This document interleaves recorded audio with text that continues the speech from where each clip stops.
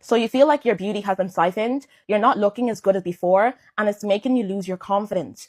It's okay because I've been there before. My beauty also has been siphoned when I had my witchcraft attack, the destiny swap. Also, when you're just around energy vampires, when I was around energy vampires and toxic people, toxic men, toxic workplaces, toxic friends, toxic family, you know the deal.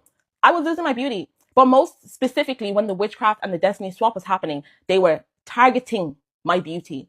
I literally went from this to this. I got my notes. Okay, so how to get your beauty back. So the first thing I want you to do is change your mental script. All is mind. Remember in alchemy, what's the first law? Is the law of mentalism. So you need to get your mind right. And I said this on the live. I made a live about beauty siphoning, and I said that a lot of the times when people are siphoning your beauty, what do? You start to panic. You start to be like, oh my gosh, I'm ugly, my life is ruined, I'm ugly. And then what happens when you do that?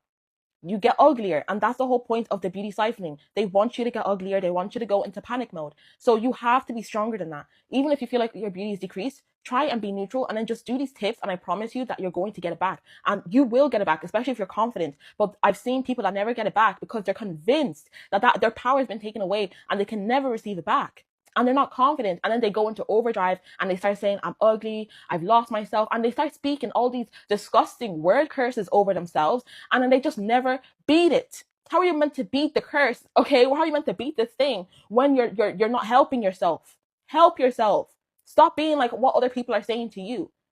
And even regardless of whether someone sent something your way, sent witchcraft or trying to harvest your beauty, you should already be speaking of yourself highly, because that's how it prevents it.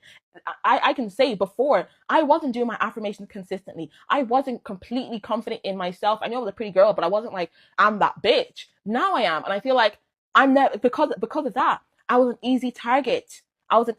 Now, girl, I do my affirmations every single day. So my mind is beating that. I'm out beating that from my mind. So your mind is the most powerful thing. Go into spiritual quarantine. You need to distance from people.